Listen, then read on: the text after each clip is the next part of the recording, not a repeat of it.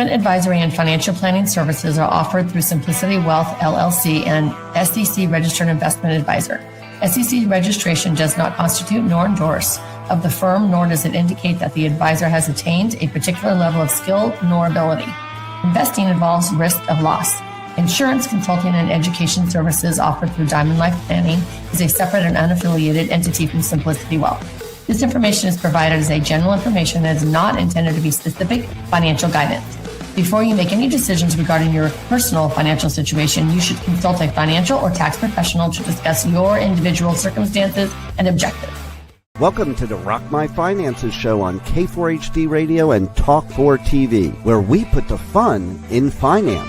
Join Powerhouse Jennifer Joseph, CDFA, CMC, and Private Wealth Advisor, as she collaborates with you to create clarity, control, and confidence with your money, your way. It's not about the zeros, so what is it all about? Let's find out. Now here's your host and weekly friend, Jennifer Joseph. Welcome back. So glad you're here. We are in the 7 Money Wounds series. And this is the last one. Yay, the 7th one, identity. So what happens when your identity is tied to your income, career, success, or financial status?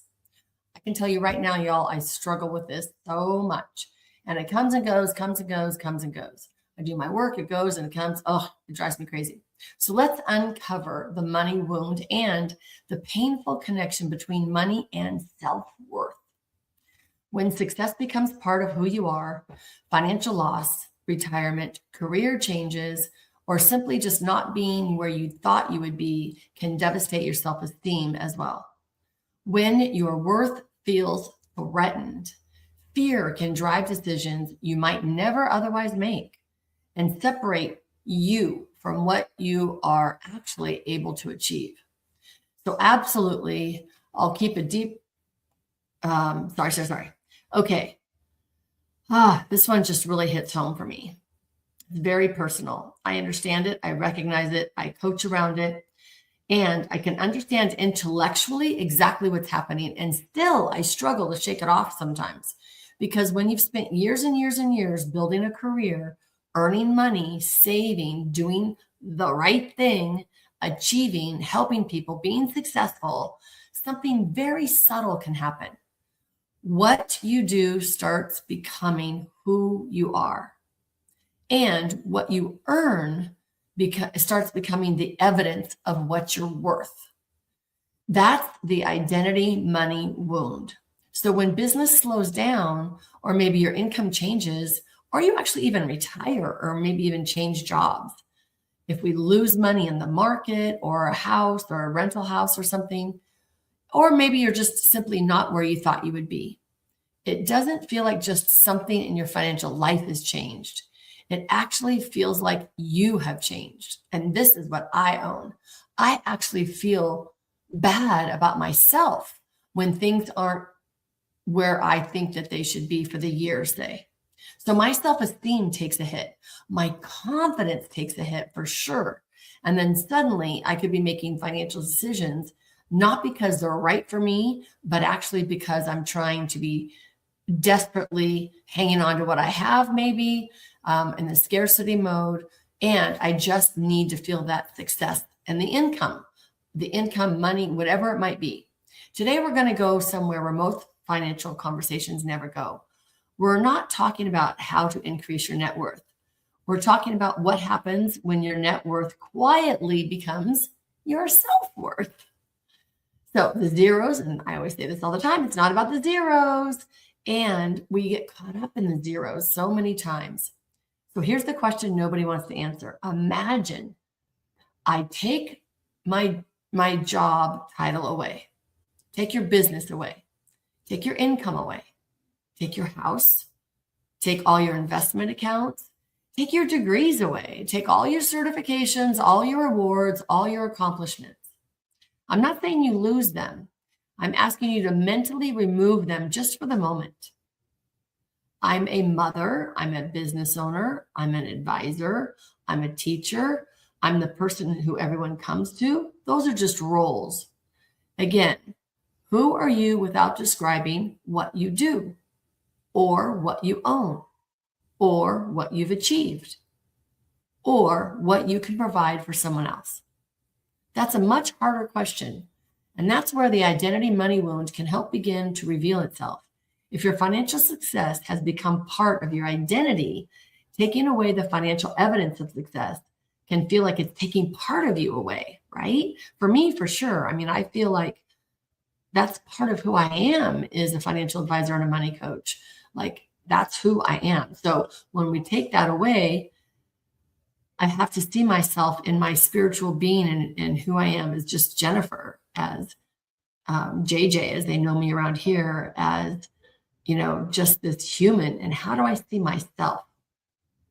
So it's a great, great exercise to check out.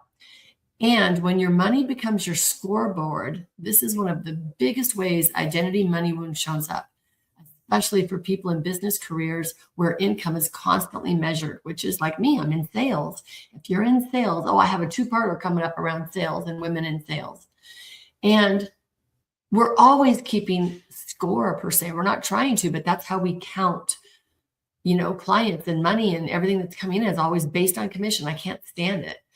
I got out of that game a long time ago. So sometimes a low dollar month might mean there's something wrong with me. Maybe new clients or no new clients might see I've got it. I'm doing great if I get new clients, or I'm losing it. I don't know what I'm doing if I don't get new clients. And then maybe we start thinking, I'm not as good as I thought I was. I have so been there. Totally. I start questioning everything that I've known in this industry for decades and decades. And then it just takes me a second to get back to exactly who I am. Or maybe even a new client comes in and I talk to them, or just a person at a party. And it's like, oh my gosh, I actually do know my stuff, right? So we want to make sure that we know what's going on. Someone else earns more and suddenly you're feeling like you're behind. Notice what's happening. A number became a verdict about who you are. So a $sign became my success measurement. Revenue is just information. Income is just information. Investment performance is just information. None of these numbers are supposed to be a grade on who we are and who our worth is as a human being. We are making it that. So we want to stop and cancel. The identity wound can make us feel exactly like that. And here's where it gets dangerous. When money becomes the way you get your self-esteem back, you can start making decisions that you would not normally make. And that's not really who you are. And you actually could regret those decisions down the road. You might discount your services because you desperately need a sale just to make yourself feel better. You might take a client on who isn't really right for you because you're afraid of losing business. You're afraid of rejection because your self-esteem has gotten lower. You might even work ridiculous hours because your slowing down feels like a failure. You might even take on more investment risk because you're financially behind.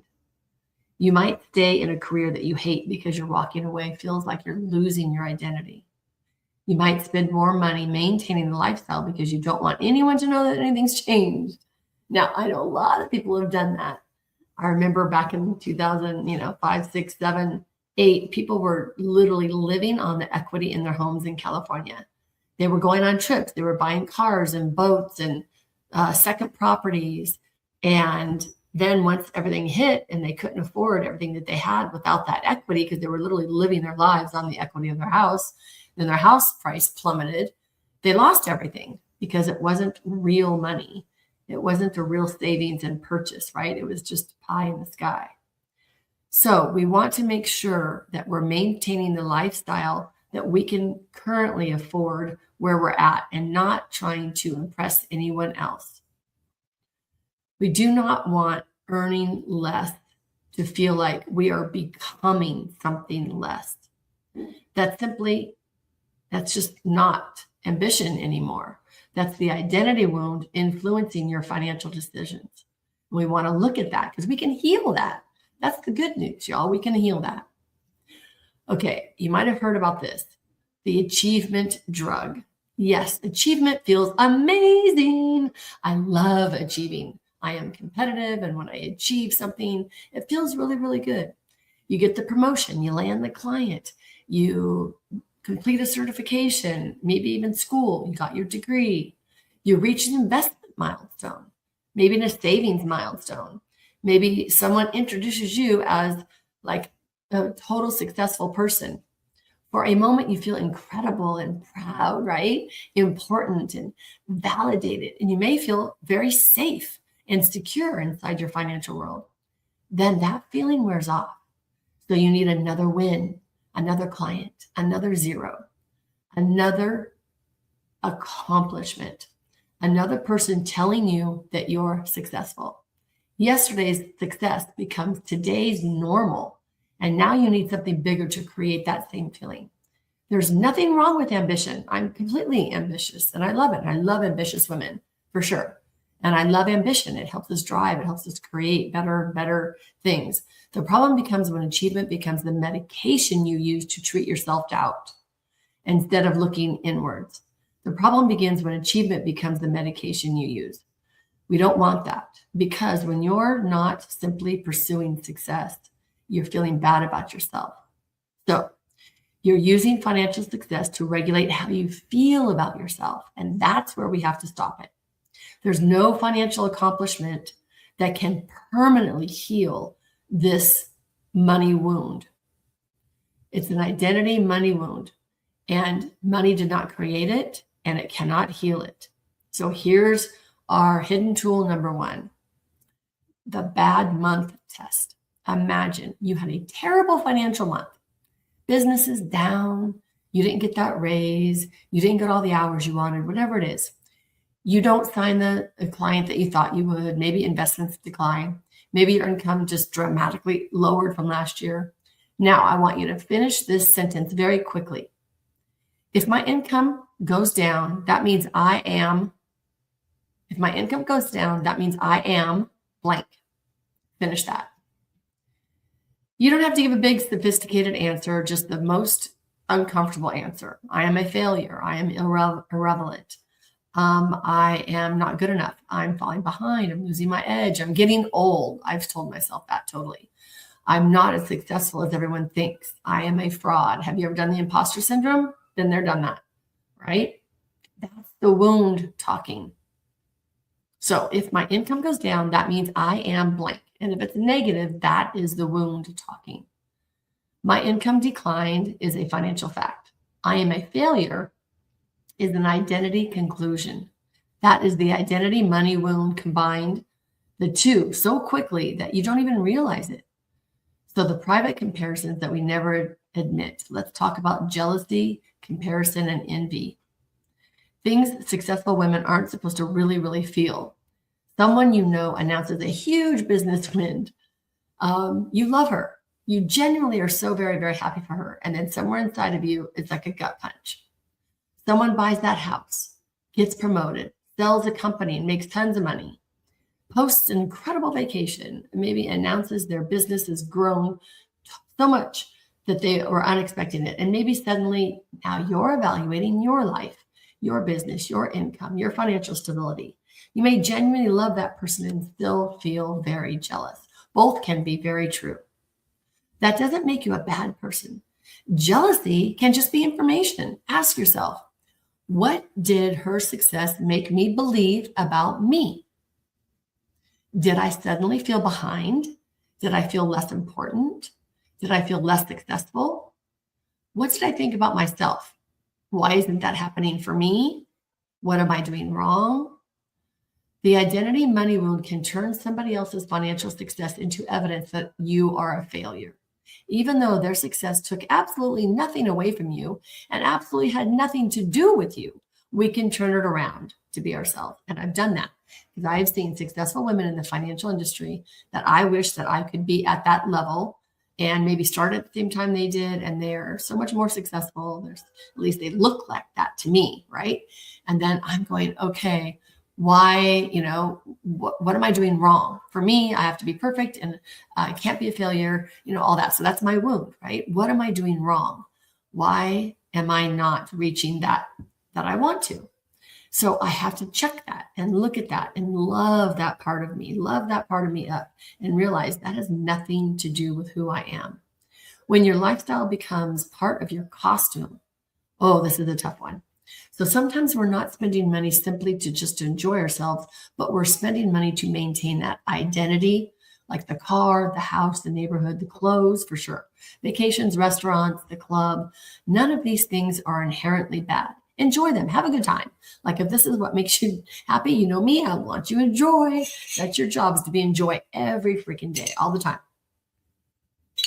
But I want you to ask yourself, what would it mean about me if I could not afford these things anymore? If I couldn't afford a nice car? Would you simply just adjust your spending?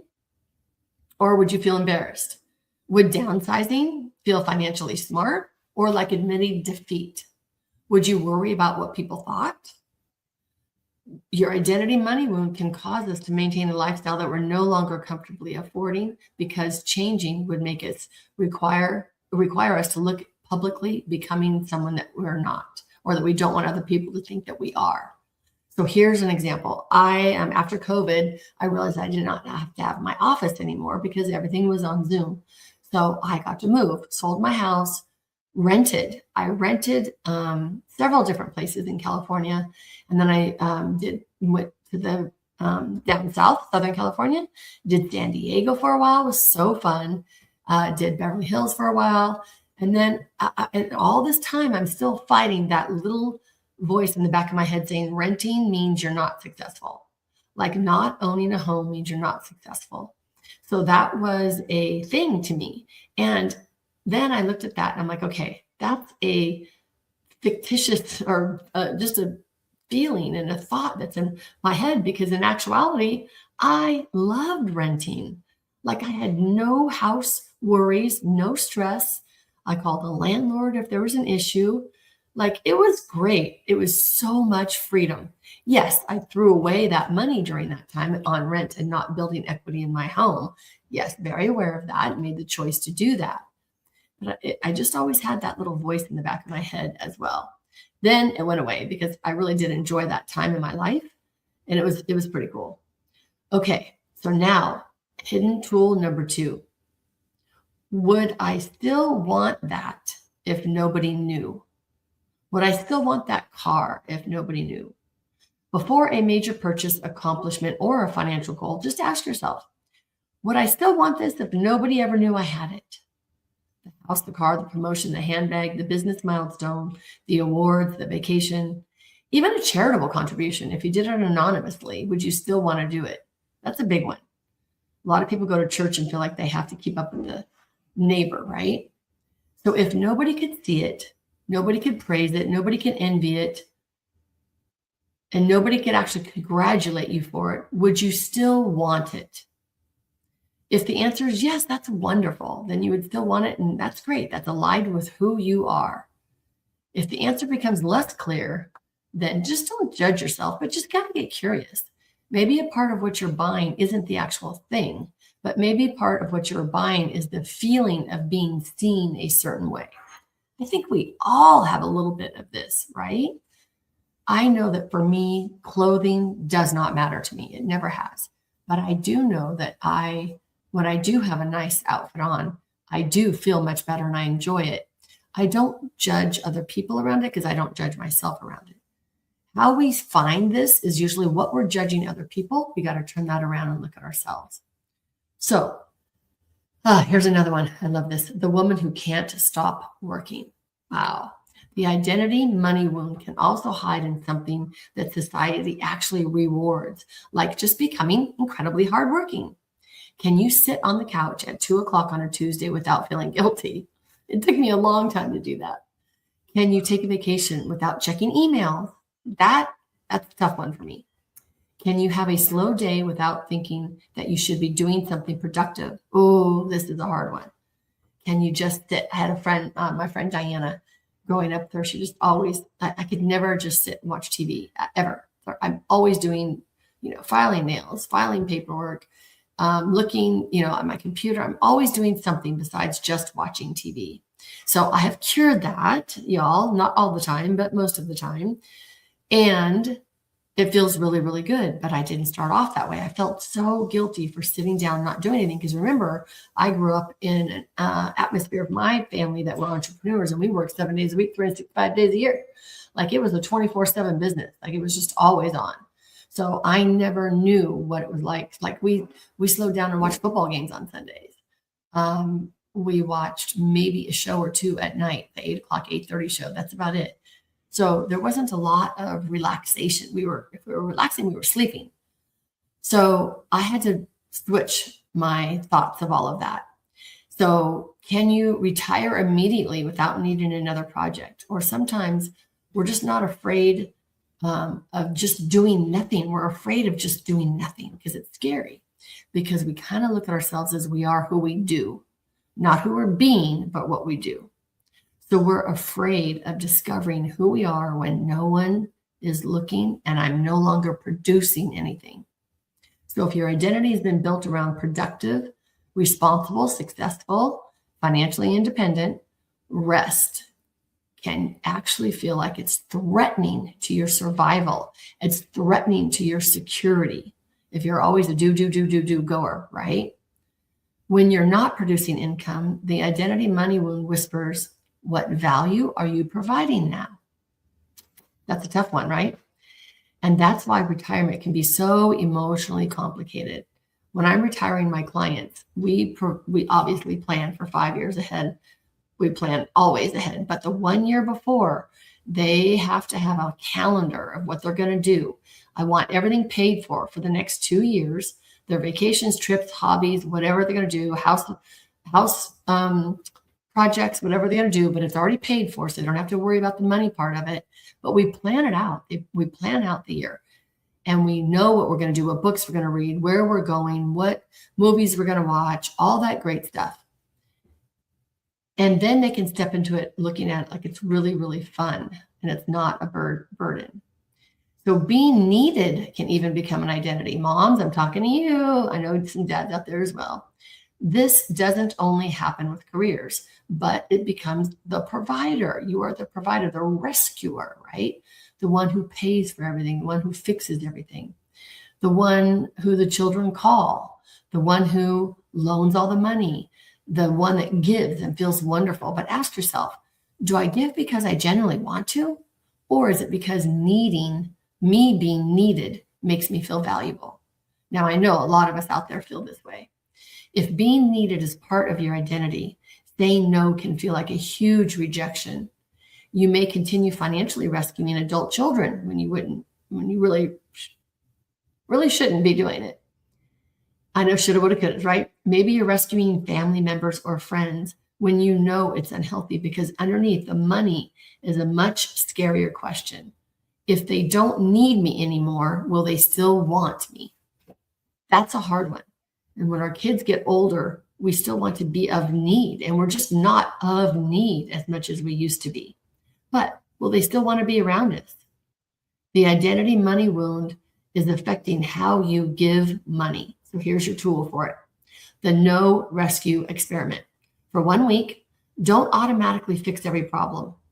I'm not saying abandon someone who generally needs your help. I'm talking about these moments when you immediately jump in and solve something before the other person has even tried. Pause. Instead of saying, I'll take care of it, reframe that to, what do you think you're going to do about that? Then pay attention, not to them, but to you. How anxious do you feel? How unimportant do you feel? Are you worried that they're not going to talk to you anymore? They're not going to invite you over. They're not going to need you anymore. Any of that. Does that compel you to spend more money than you really think you want to or you should? I love that. I love that. This is a lot of us. This is moms and this is caregivers. You know, we feel so good and valued when we're needed. I still do. I love it when my kids want me to cook for them or take care of the dog or whatever. It makes me feel needed, right? But if we say no to them, how does the relationship go? It's scary sometimes to say no. So practice that for 1 week. Thank you all for showing up to this episode. That's the end of the 7 money wounds. Make sure you check them all out because they're all very good and we all need them and they all show up when we least expect it. Okay? You got 7 episodes to listen to. I want you all to be able to watch all of this stuff, do the homework, and be able to walk away from these episodes saying, I rock my finances. We appreciate you joining us today, and don't forget to subscribe to the Rock My Finances YouTube channel for more engagement and bonus content. Tell me, what is your money story? Let's find out with Jennifer right here on K4HD Radio and Talk 4 TV. It's not about the zero, it's about the F word, feelings. Feelings Jennifer can't wait to explore with you next week. Until then, let's all say, I rock my finances.